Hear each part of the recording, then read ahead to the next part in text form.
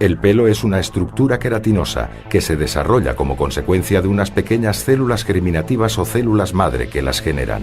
El pelo es, por tanto, el resultado de un proceso celular. Estas células se encuentran en reposo dentro de la epidermis. En un momento determinado y por razones aún desconocidas, se activan para el inicio de la formación del pelo. Es entonces cuando la epidermis se engrosa y las células madre comienzan a migrar hacia la dermis. Una vez allí, las células madre comienzan el proceso de creación del pelo, iniciándose por la zona más profunda. El bulbo está unido como un corchete a la papila dérmica. A través de la comunicación establecida entre el tejido epitelial del bulbo y el tejido conectivo de la papila, se comienza a intercambiar mensajes provocando que estas células inicien la multiplicación de los queratinocitos en la parte más baja del bulbo. El pelo es, por lo tanto, la consecuencia de una multiplicación celular llamada mitosis.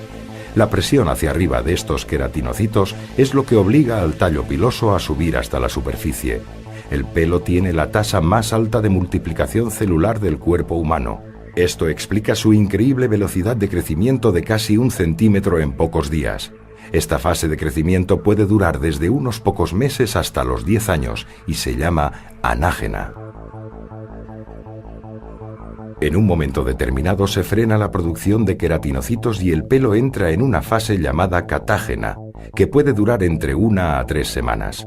El volumen del bulbo disminuye y se separa de la papila, comenzando a ascender a la superficie de la epidermis.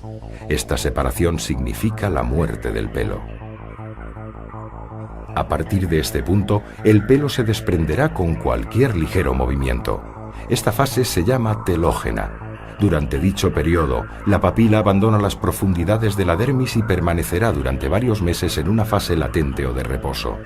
Pasado cierto tiempo y ante un estímulo aún desconocido, se restablecerá la comunicación entre el bulbo y la papila y comenzará un nuevo ciclo del pelo. La depilación es el proceso mediante el cual el pelo es eliminado de la piel. Tal y como acabamos de ver, las células germinativas son las únicas responsables de la aparición y el crecimiento del pelo, por lo que si en la depilación estas células son destruidas, el pelo nunca más volverá a crecer. Hablamos entonces de depilación permanente o definitiva.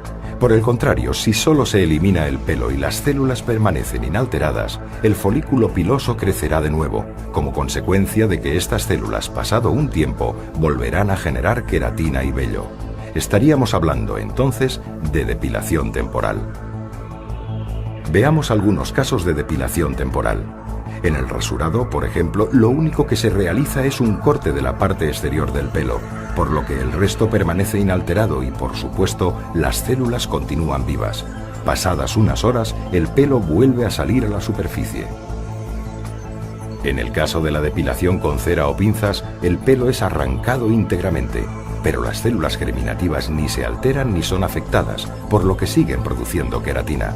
Después de unos días, el pelo es visible de nuevo.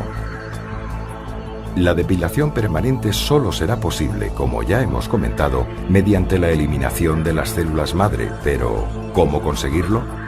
La única manera científicamente probada hasta ahora es a través del calentamiento del pelo, que actúa de conductor térmico por encima de los 60 grados, temperatura que hace que se degeneren las células germinativas que están en contacto con la base del pelo.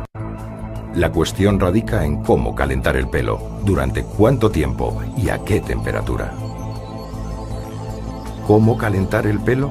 El pelo se puede calentar gracias a una sustancia propia llamada melanina, un pigmento que hace en función de su mayor o menor cantidad que el pelo sea más o menos oscuro o moreno.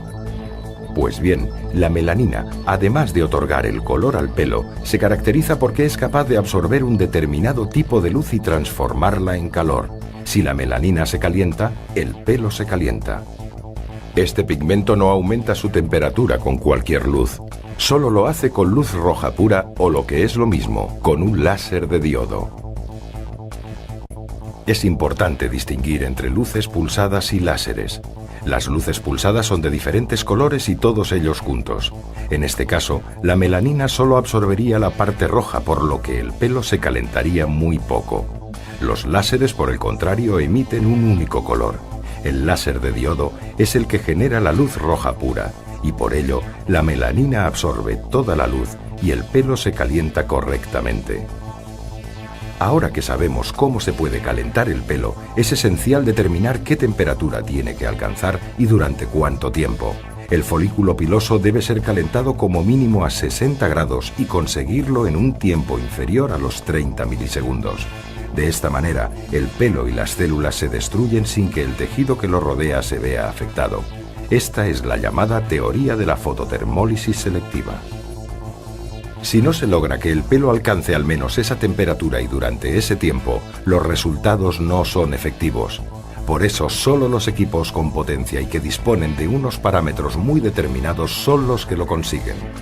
La energía necesaria para este proceso es muy alta y por ello se precisa necesariamente de un sistema de frío que proteja la piel.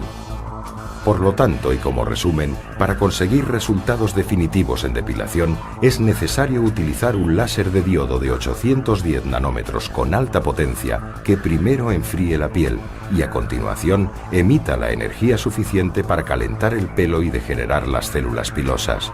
El pelo, pasados unos días, es expulsado por la piel y no vuelve a crecer más.